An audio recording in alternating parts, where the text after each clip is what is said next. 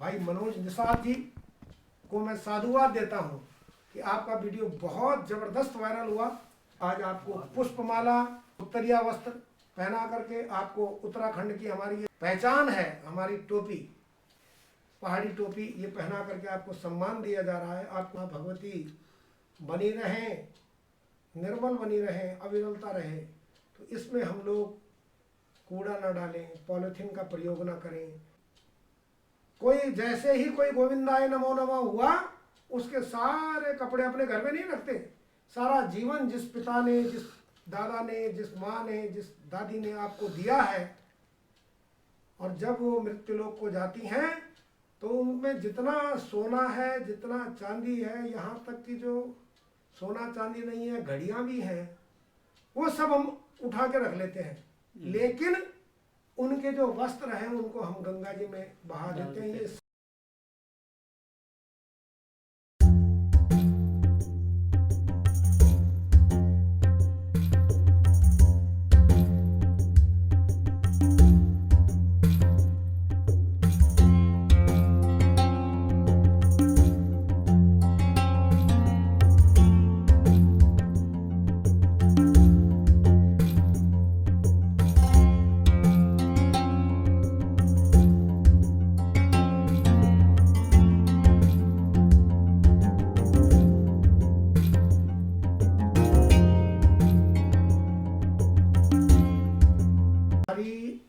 जो पतित पावनी माँ गंगा है, कुछ लोग माँ भगवती गंगा को सिर्फ नदी समझते हैं।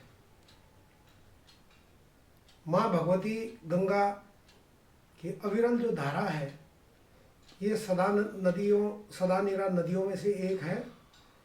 और ये जीते जी हमारे पूरे समाज को, पूरे विश्व को, जो लोग भी भारत में आते हैं उन लोगों को जीवन दान देती है। हम लोग जीते जी इसमें डुबकी लगाकर पुण्य की प्राप्ति करते हैं। और जब पूरी उम्र आदमी की हो जाती है, उसके बाद में जब आदमी गौलोक को जाता है, तो माँ भगवती में हर आदमी चाहता है कि मेरी जो अस्थियां हैं वो माँ भगवती जगत जननी गंगा माता की गोद में जरूर जाए। पर मेरा मानना कुछ और है। मेरा मानना यह है, माँ भगवती सदा निरा बनी रहे। माँ भगवती गंगा की अविरल धारा निर्मल बनी रहे। माँ भगवती गंगा के गर्भ में पल रहे जो जलीय जीव हैं, उनका जीवन सदा चलता रहे। इसके लिए हम लोगों को कुछ बातों का अवश्य ध्यान रखना चाहिए। हम श्रद्धा के साथ माँ भगवती को प्रणाम करें, नमन करें। और हमारे वेदों में कहा गया है कि नमामि गंगे तव पाद पंकजम। जो माँ भगवती गंगा का स्मरण मात्र से ही लोगों का उद्धार हो जाता है। इसमें डुबकी जो लगा रहे हैं, हमारे तीर्थ व्रत के बाद में हम लोग, चाहे वो माघ स्नान हो, संक्रांति का स्नान हो, मकर संक्रांति का स्नान हो, हर पर्व पर गंगा स्नान अवश्य करना चाहिए। लेकिन गंगा में स्नान कैसे करें, इसके लिए भी विधि विधान है। इसमें 13 चीज़ें वर्जित हैं, जैसे कि साबुन से कपड़े धोना, साबुन के साथ स्नान करना, इसी श्रेणी में, अपराध की श्रेणी में आता है। हम माँ गंगा के गर्भ में, माँ गंगा की गोद में कई सारी चीज़ें डाल करके पाप के भागी भी बनते हैं। हमें जाने अनजाने में हमसे पाप होता है। तो हम लोगों को चाहिए कि जो भी हम पर्व मनाएं, शालीनता के साथ मनाएं, अपनी संस्कृति को समृद्ध करें, संस्कृति का संरक्षण करें, संवर्धन करें। लेकिन अपराध कोई न होने पाए। सनातन संस्कृति ही विश्व की एकमात्र ऐसी संस्कृति है जो वसुधैव कुटुंबकम की बात करती है। हम कोई भी शुभ कार्य करते हैं, सर्व मंगल मांगल्ये शिवे सर्वार्थ साधिके शरणे त्र्यंबके गौरी नारायणी नमोस्तुते। सर्व मंगल की कामना सिर्फ और सिर्फ सनातन संस्कृति में कहा गया है। सर्वे भवन्तु सुखिनः, सर्वे सन्तु निरामया, सर्वे भद्राणि पश्यन्तु मा कश्चित् दुःख भाग् भवेत्। पूरे सर्व के मंगल की, सभी के सुख की कामना सिर्फ और सिर्फ सनातन संस्कृति में की जाती है।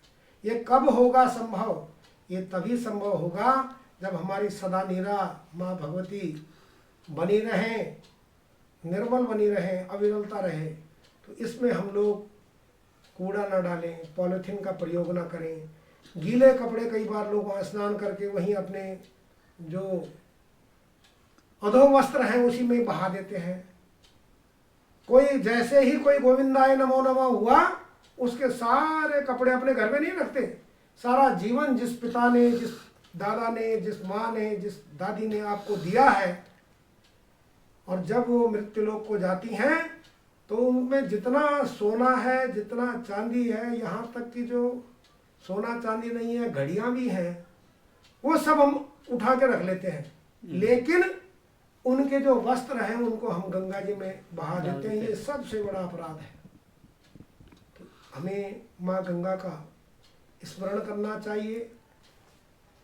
हमारी जो संस्कृति है, हमारी संस्कृति, हम पाश्चात्य संस्कृति को भी अपनाएं, कोई दिक्कत नहीं है, लेकिन दूसरे की माँ को माँ कहें, कोई दिक्कत नहीं है, माँ का दर्जा दें, लेकिन अपनी माँ का पहले सम्मान करें।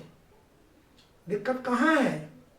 हमें पता ही नहीं है। अभी 2 दिन पूर्व हमारा कैलेंडर बदल रहा था, तो लोग नववर्ष के मंगल की कामना दे रहे थे। बहुत अच्छी बात है, अंग्रेजी नववर्ष है, आंग्ल नववर्ष है, लेकिन 200 वर्षों तक राज करने के बाद में जब ब्रिटिश सरकारों ने यहाँ किया, हमारी संस्कृति को भी छिन्न भिन्न करने का उन्होंने काम किया। कौवा चला हंस की चाल और अपनी भूल गया। हम अपनी अगर माँ का सम्मान नहीं करेंगे,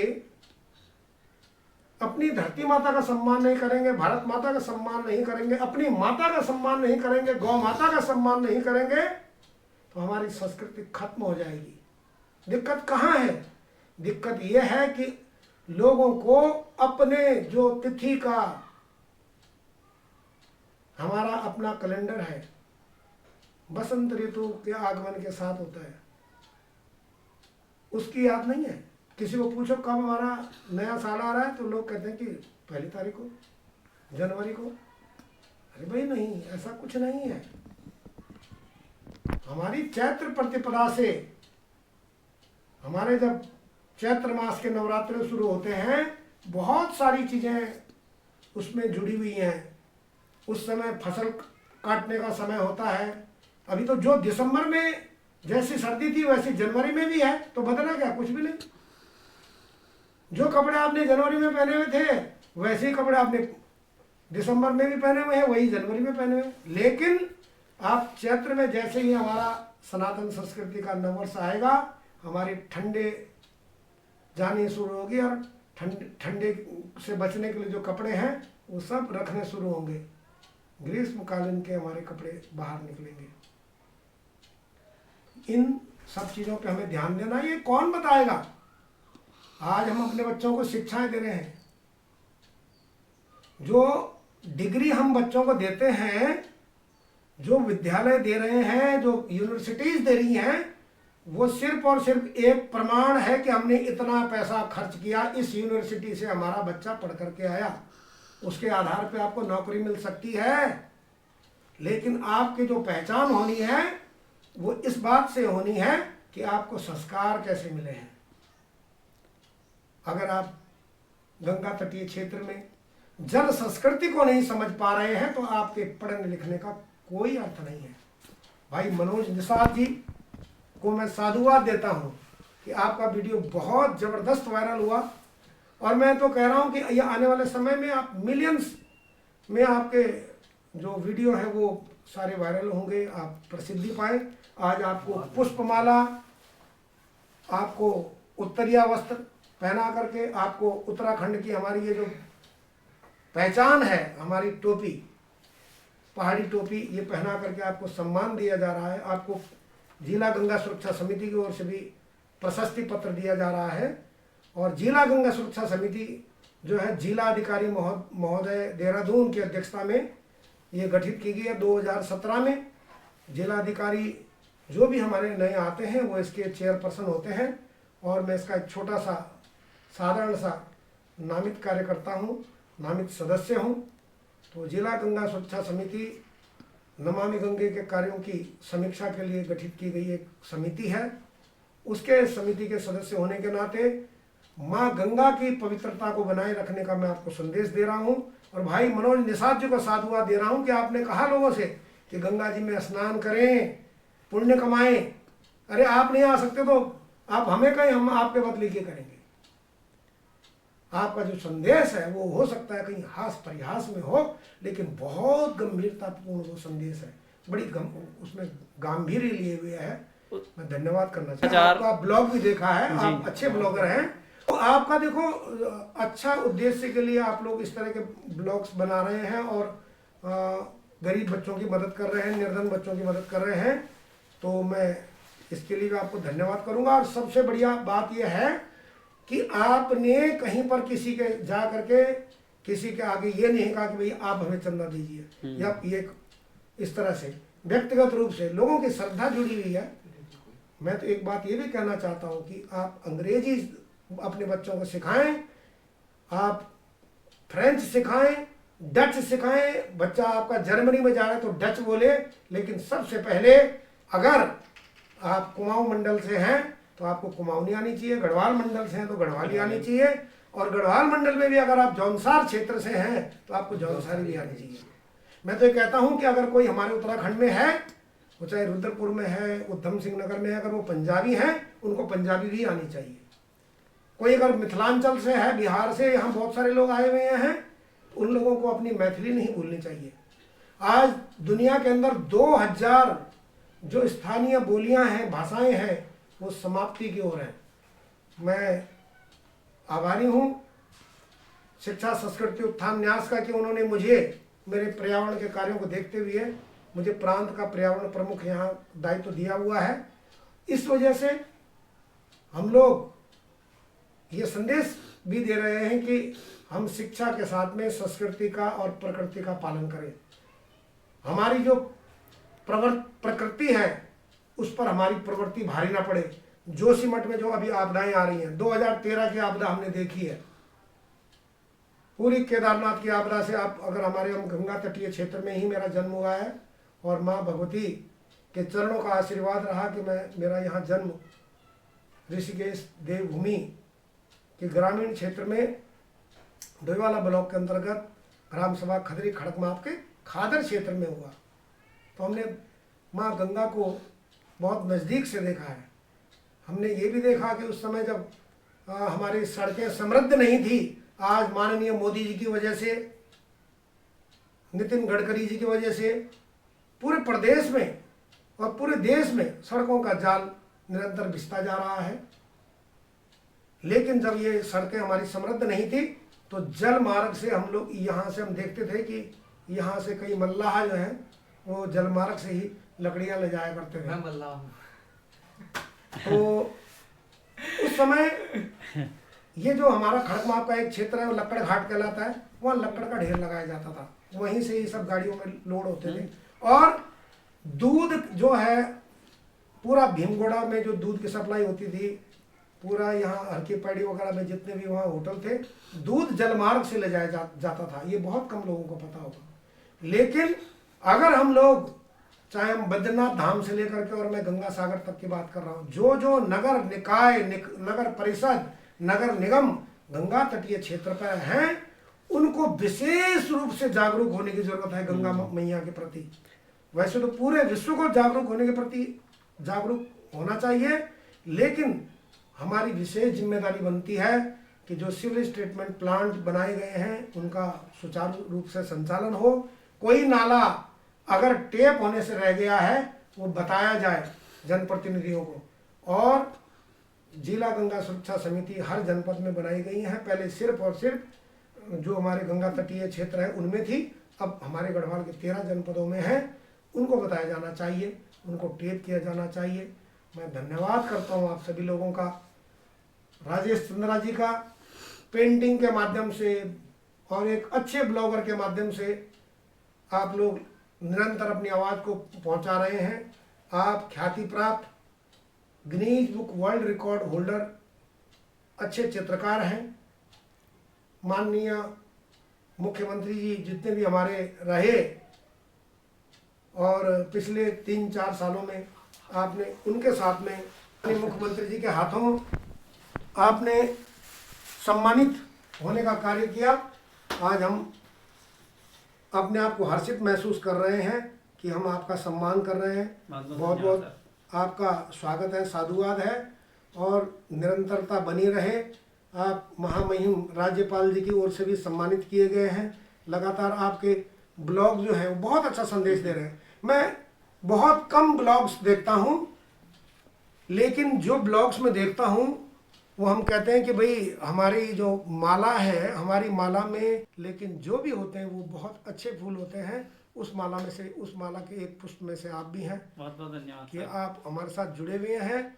आपने नगर निगम ऋषिकेश के माध्यम से हमारे गंगा तटीय क्षेत्र में वहाँ पर उसका भित्तीय चित्र का चित्रण किया है। उसके लिए भी आपको बहुत बहुत साधुवाद है। और निरंतर आप सामाजिक क्षेत्रों में लगे हुए हैं, आप शिक्षा के क्षेत्र में भी हैं। आप लोगों से भी मेरा ये निवेदन रहेगा कि आप जब भी शिक्षा की बात करें, शिक्षा के साथ संस्कृति और संस्कारों की भी बात करें और कहीं भी प्रकृति पर प्रवृत्ति भारी होने ना पावे। प्रकृति पर जब जब प्रवृत्ति भारी होगी मानव पीड़ित होगा, मानव दुखी होगा। क्योंकि अभी पिछला हमने यहाँ 2013 का हमने आप केदारनाथ आपदा देखी है। अभी जोशीमठ में जो आ रही है वहाँ पे दरारें आ रही हैं बहुत सारे भवनों में, वो भी एक प्रकृति के ऊपर प्रवृत्ति भारी पड़ती दिखाई दे रही है। हम लोगों को इस ओर ध्यान देना होगा। इन्हीं शब्दों के साथ मैं आप सभी को धन्यवाद करता हूँ। जय माँ गंगे, हर हर गंगे, जय हिमालय, जय हिंद। नमस्कार मनोज दादा और सारे व्यूअर्स जो देख रहे हैं। सबसे पहले तो अभी मैं और मनोज दादा जब मिले थे तो हमने बात करी थी कि सर का फील्ड जैसे वसुधैव कुटुंबकम होता है ना, तो वैसे ही वसुधैव कुटुंबकम अगर किसी एक पर्सन के लिए कहा जाए तो वो हमारे सर हैं। आपका फील्ड एनवायरनमेंट क्या, गंगा संरक्षण क्या, सामाजिक कार्य क्या, सारे फील्ड में आपने ग्राउंड पे वर्क किया है। अच्छा, मैं आपको बताता हूँ कि मैंने खुद देखा है कि ऐसे ऐसे दृश्य जिसमें आप जाओगे ना, आप इमेजिन नहीं कर सकते कि ये भी चीज़ हो सकती है।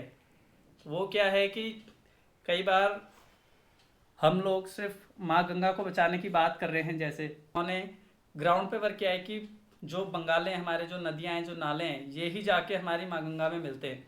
कितनी बार मैंने सर को देखा है कि मरे हुए बछड़े लोग छोड़ देते हैं, नदियों में फेंक देते हैं, उनको निकालते हैं जिनमें कीड़े कीड़े पड़े हुए। सोचो आप वो दृश्य नहीं देख सकते हो।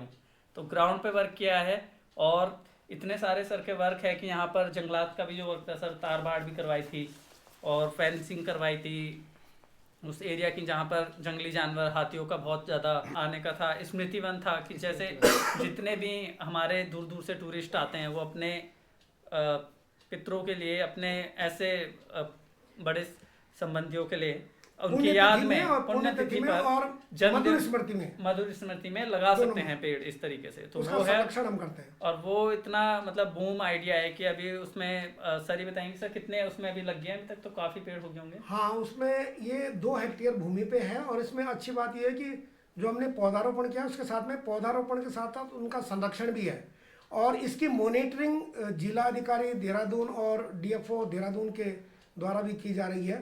और मुझे इस बात का भी मैं धन्यवाद करना चाहूँगा जिला अधिकारी महोदय देहरादून का कि जब जब जो भी हमारे जिलाधिकारी रहे उनसे हमने निवेदन किया कि हमें ये सुविधाएं चाहिए, तो हमें मसूरी देहरादून विकास प्राधिकरण की ओर से उसमें ट्री गार्डन की व्यवस्था कराई गई और उसके साथ साथ वन विभाग की ओर से उसमें कैंपा योजना के तहत सोलर फेंसिंग कराई गई है 2 हेक्टेयर भूमि पर।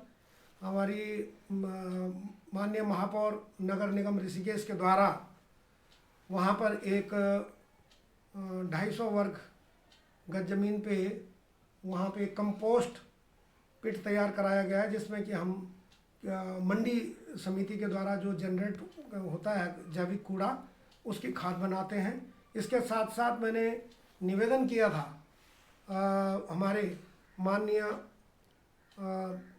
क्षेत्रीय विधायक एवं तत्कालीन विधानसभा अध्यक्ष माननीय विधानसभा अध्यक्ष प्रेमचंद अग्रवाल जी से, तो उन्होंने वहाँ सोलर लाइट भी लगवाई हैं, प्रकाश स्तंभ लगाए हैं सौर ऊर्जा के। और इसके साथ साथ हमने एक निवेदन किया जिलाधिकारी महोदय देहरादून से कि यहाँ पे आने वालों की सुविधार्थ वहाँ पे एक शौचालय की व्यवस्था होनी है। तो उन्होंने नगर निगम ऋषिकेश को उसके लिए निर्देशित किया, तत्कालीन उप जिलाधिकारी ऋषिकेश को निर्देशित किया और उनके माध्यम से इसमें बड़ी अच्छी भूमिका हमारे तत्कालीन वन क्षेत्राधिकारी ऋषिकेश MS राव जी का मैं धन्यवाद करना चाहूँगा कि उनके भाग दौड़ से, उनके अथक प्रयासों से 3,70,000 रुपए की एक योजना के द्वारा THDC द्वारा वहाँ पर एक शौचालय का वहाँ पर निर्माण कराया, बायो टॉयलेट का निर्माण करवाया है। उसमें महिला पुरुष के लिए अलग है और दिव्यांगों के लिए उसमें अगर कोई हमारे दिव्यांग वहाँ पर आते हैं पौधारोपण के लिए तो उनके लिए रैंप की व्यवस्था की गई है। इसके साथ साथ अभी मैंने जो वर्तमान में हमारे जिलाधिकारी हैं उनसे निवेदन किया है कि वहाँ पर हमें जो पौधारोपण के लिए आने वाले लोग हैं उनके लिए बेंच की व्यवस्था की जाए। तो अब नगर निगम ऋषिकेश उसमें बेंच भी लगवा रहा है। उसके अलावा हमारा एक मेगा प्रोजेक्ट उसमें आने वाला है, उसको डिस्क्लोज मैं तब करूँगा कि जब उस पर हम लोग काम क्रियान्वयन उसका शुरू हो जाएगा। बहुत अच्छा हम उसको स्मृति वन को हमारे 7 गढ़वाल कमिश्नरी में, हमारे गढ़वाल मंडल में 7 जनपदों में 7 स्मृति वन है। हम चाह रहे हैं कि इसमें एक नक्षत्र वाटिका हम बनाएंगे और इसके साथ साथ कुछ एक बड़ा प्रोजेक्ट हम वहाँ करने जा रहे हैं। इसके बारे में भी बताएं सर थोड़ा, नक्षत्र वाटिका मतलब कैसे है? नक्षत्र वाटिका में जितने भी हैं, मैं आज अगर कोई भी मानव अगर अलग अलग है, कोई शालीनता से बोलता है, कोई एक्सट्रोवर्ट है, कोई इंट्रोवर्ट है, तो वो उसकी प्रकृति पर आधारित करता है जी। और ये देखिए कि आप अगर, मैं एक शेर में आपको सुनाना चाहता हूँ, इस के साथ मैं आपको बताना चाहता हूँ कि जिंदगी भर चटकते रंग यूँ ढूंढते रहे, आखिर कफन उनका सादगी बयां करता रहा। तो आदमी शांत कब होने लगता है? जब वानप्रस्थ की ओर जाता है। तो हर पौधे का अपना अपना महत्व है और जितने हमारे 9 ग्रह हैं तो 9 ग्रहों के 9 पेड़ हैं, तो उसमें अच्छा। उनके लिए उनको डेडिकेटेड हैं। और वो जिसका मान लीजिए कि अगर कोई किसी का शनि ग्रह है तो वो शमी के पौधे को जल देगा, किसी का अगर बृहस्पति है तो वो दुर्वा को, अच्छा, इसी तरह से अलग अलग है। तो वो एक वाटिका वहाँ बनाएंगे। उसके साथ साथ हमारा जो बड़ा प्रोजेक्ट है कि छोटे छोटे प्रोजेक्ट हैं उसमें कि जो वहाँ एक्यूपेंचर के लिए आज जो हमारी मानवीय प्रवृत्ति है वो प्रकृति पर भारी हो रही है और उसका कारण है कि हम बीमार पड़ रहे हैं। तो हम लोग वहाँ पर ट्रेल भी बनाएंगे कि जिनको मान लीजिए मुझे BP की प्रॉब्लम है, नेचर ट्रेल करके जो तो वो नेचर ट्रेल एक बनाएंगे कि भाई वो कैसे उसमें करेंगे। किसी को शुगर है तो वो किस वाली ट्रेल पर जाएगा, इस तरह का। और एक जो मेगा प्रोजेक्ट है वो अभी हम डिस्क्लोज नहीं कर रहे हैं, पर मैं इतना जरूर कहना चाहूँगा कि बहुत जल्दी ही जो हमारा स्मृति वन ऋषिकेश है, देहरादून जनपद का स्मृति वन है और ये इसमें सरकार द्वारा वित्तीय सहायता पोषित है। तो इसमें अच्छी बात यह है कि हम अलग से पैसे किसी से चार्ज नहीं करते हैं। जो जिलाधिकारी महोदय द्वारा वहाँ निर्धारित किया गया है 2,000 रुपया एक बार पौधारोपण के समय लेते हैं। और उसके अलावा फिर वो 2,000 रुपये में तो संरक्षण पौधे का नहीं हो पाता। तो फिर जब कहाँ दिक्कत आती है वो हम जिलाधिकारी महोदय को निवेदन करते हैं, वो किसी न किसी विभाग को निर्देशित करके या किसी के CSR फंड से वो करा करके उसमें वो सुविधा हमें प्रदान करते हैं। तो उसमें हमारा उत्तराखंड का नंबर 1 स्मृति वन, हमारा उत्तराखंड का बहुत बढ़िया सर, बहुत बधाई के पात्र हैं आप। ऋषिकेश स्मृति वन रहेगा। 2018 में हमने प्योर ऑक्सी गार्डन की बात की थी, तब लोग हंसते थे। कोविड आया तो लोगों को लगा कि हाँ प्योर ऑक्सी गार्डन का कंसेप्ट क्या था। 2020 में फिर यहाँ पर लगभग 1.6 हेक्टेयर लैंड पर, कागजों में तो 1.5 हेक्टेयर वो है, लेकिन 1.6 हेक्टेयर लैंड पे 1600 पौधे हमने विभिन्न तरह के पौधे लगाए हैं। और प्योर ऑक्सी गार्डन की हमने परिकल्पना को साकार किया है, जिसमें वहाँ पर सुबह शाम जो बच्चे हैं वहाँ जा कर के उसके बाहर, प्योर ऑक्सी गार्डन के बाहर वहाँ रनिंग करते हैं और फिटनेस के वहाँ पे प्रोग्राम होते हैं। उसके साथ साथ स्थानीय जो हमारे युवा हैं वो योग का वहाँ पर प्रशिक्षण लेते हैं।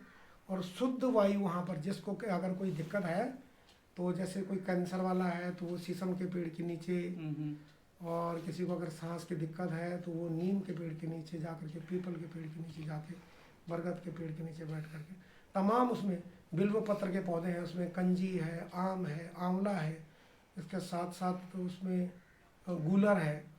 और 2020 का पहला ट्रांसप्लांट जो है वो हमने वहाँ पर किया, जो यहाँ में वीरभद्र में एक पेड़ तूफान में गिर गया था, तो पिलखन का पेड़ वो हमने जुलाई में लगाया और सितंबर में उसमें पत्ते भी आ गए। अच्छा, वो रीजनरेट हो गया तो वो उसको हमने बहुत बड़ी ट्रांसप्लांट कामयाबी। किया। हाँ, क्योंकि ऐसे तो बड़े इस तरह की अवधारणा अभी तक लोगों के मन में नहीं थी। मेरे इसके पीछे सिर्फ और सिर्फ हमारा एक ही उद्देश्य था कि साल में लगभग सरकार जो लगाती है वो लगभग 1.5 करोड़ पौधे लगाती है, लेकिन उसमें दुर्भाग्य की बात ये रहती है कि किसी न किसी कारण से वो पौधे या तो देर में पहुंचते हैं, या सही समय से नहीं पहुंचते, या सही जगह नहीं पहुंचते हैं, या सही तरह से लगाए नहीं जाते, या उनको लगाने की विधि में कहीं कमी रह जाती है, तो या उस टाइम पे कहीं प्रकृति का कुछ प्रकोप रहता है कि पानी की कमी कभी नहीं मिल पाती है। इसके लिए भी मानव जिम्मेदार है कि हमने जलवायु जो परिवर्तन हो रहा है, इस पर हमारी मानवीय प्रवृत्ति भारी हो रही है। तो कहीं बाढ़ आ रही है, जिन दिनों में बाढ़ नहीं आनी चाहिए, जब बारिश नहीं होनी चाहिए तब बारिश हो रही है। तो वो पौधे हैं उसमें लगभग 1.5 करोड़ में से 40 से 50 हजार पौधे ही बच पाते थे। हमने जो किया, हमने 100% पौधे को लगाने के बाद उसको संरक्षण करना जरूरी समझा। और आज आपको सुन करके, देख करके, जानकर हर्ष होगा। कृषि भवन देहरादून ने कहा कि आपने अगर 200 पौधे लगाए तो 200 में से कम 2, 4, 10 पौधे तो आपके खराब हुए ही होंगे। ऐसा तो नहीं है। मैंने कहा इस बारे में मैं कुछ नहीं कहूँगा, आप आएंगे। तो उनके सहायक कृषि अधिकारी ने वहाँ जा कर के देखा और उन्होंने देखा कि भाई ये तो पूरा के पूरे 200 में से 200 लगे हुए हैं। 200 में से 200 पौधे हम लोगों ने बहुत उगा कर बढ़िया, बहुत बढ़िया। तो इस टाइम हम लोगों ने 10 हेक्टेयर लैंड पे, यहाँ वन भूमि पे, और हमारी पंचायत की जो भूमि है उस पर हमने 10 हेक्टेयर में लगभग 11,000 पौधे, 11,000 इसलिए हम लगाते हैं, वैसे 10,000 पौधे लगने चाहिए कि कोई उसमें से मर गया, कोई हुआ नहीं हुआ, तो हमने लगाए थे। लेकिन आपको सुन के हर्ष होगा कि वहाँ लगभग 22,000 पौधे हो गए। उसका कारण सबसे बड़ा ये रहा, वो जो पेड़ बन चुके कि लगाए तो 11,000 और हुए 22,000। तो ये आप कहोगे ये तो अद्भुत है। हुआ ये कि हमने उसमें बीज भी छिड़का, ट्रेंच बना के बीज छिड़के, और जब उसकी तारबार हो गई, उसकी बायो फेंसिंग कराई, उसकी सोलर फेंसिंग कराई, उसकी कोबरा फेंसिंग कराई। हर बार जब भी देखा हमने तो कुछ हर बार नया एक प्रयोग किया। तो वो आज जो है वो लगभग वहाँ 22-23,000 पेड़ बन चुके हैं, जिसको देखने के लिए हमारे जिला विकास अधिकारी जी स्पेशली वहाँ पहुँचे अपनी टीम के साथ। स्वजल परियोजना के प्रबंधक श्रीमान सुशील मोहन डोवाल जी ने वहाँ आकर के उसकी बड़ी सराहना की।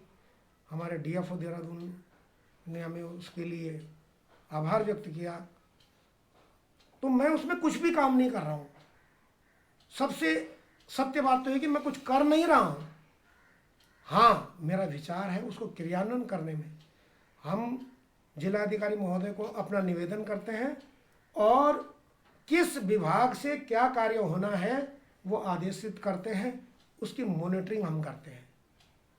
तो आप आज जो भी काम कर रहे हैं उसके काम की अगर आपने मॉनिटरिंग नहीं की, काम करना है, आप MBA में अगर पढ़ेंगे तो PDCA, plan do check act, ये सर्कल चलता रहता है।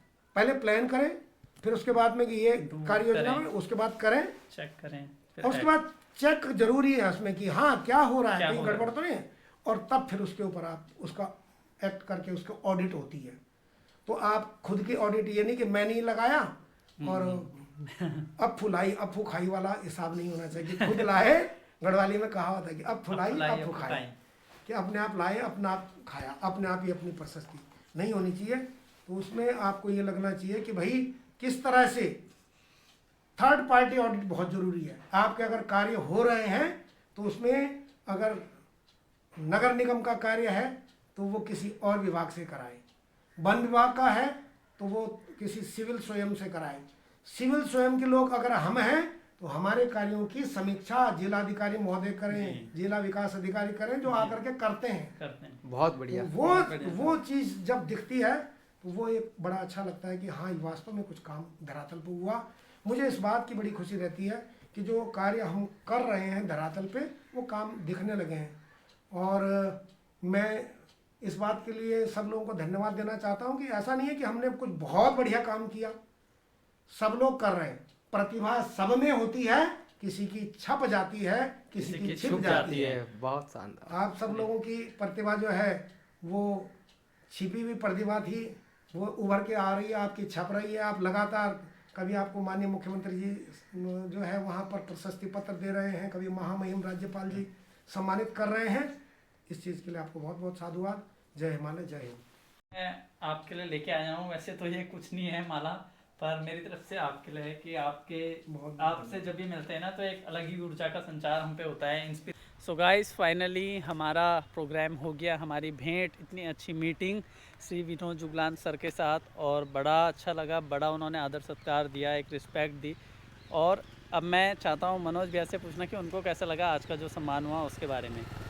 बहुत धन्यवाद, बहुत बहुत दिल से धन्यवाद विनोद सर का। और दूसरा धन्यवाद राजेश भैया आपका कि मतलब खूब प्यार, खूब सम्मान, उम्मीदों से ज़्यादा शॉल, कैप और सर्टिफिकेट, बहुत बढ़िया, उम्मीदों से ज़्यादा। मैं दिल से धन्यवाद अदा करता हूँ। और मैं बस यही कहना चाहूँगा कि जो लोग जिस क्षेत्र में भी काम कर रहे हैं वो लगातार करते रहें, और खूब प्यार और सम्मान आपको समय समय पे मिलता रहेगा। धन्यवाद।